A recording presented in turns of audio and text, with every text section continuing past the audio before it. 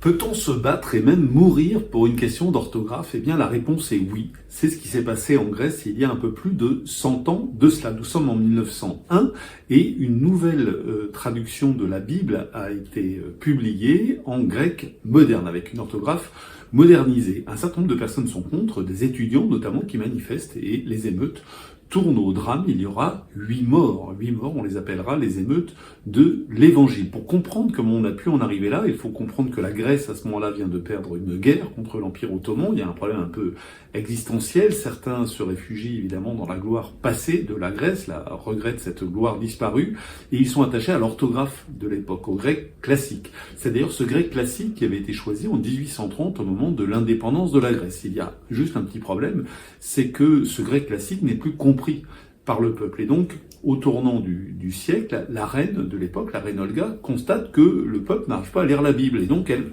elle propose une traduction en grec moderne, mais ça ne plaît pas à tout le monde. Vous le voyez. Après les émeutes qui vont forcément provoquer un choc dans le pays, le Premier ministre démissionne et quelques années plus tard, on fait une nouvelle constitution où on réaffirme que seul le grec ancien est légitime. Mais le problème demeure entier. Les Grecs ne comprennent pas ce grec ancien, et notamment, ça pose des problèmes énormes à l'école, évidemment.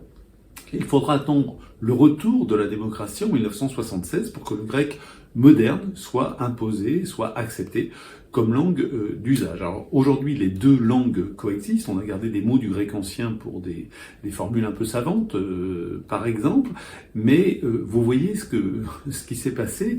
On peut dire que c'est extraordinaire et que ça ne peut pas arriver chez nous. Je ne le souhaite pas, évidemment pas. Mais regardez nos débats sur l'évolution de l'orthographe du français.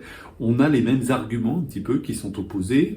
Pureté d'un côté, démocratisation de l'autre, modernisation d'un côté, déclin de l'autre. Voilà, ce sont des débats qui se posent dans toutes les langues vivantes, qui évoluent, et des choix se posent régulièrement de savoir si on adapte l'écriture à l'évolution de la langue orale ou si on reste fidèle à l'écriture ancienne, quitte à avoir un décalage avec la langue orale.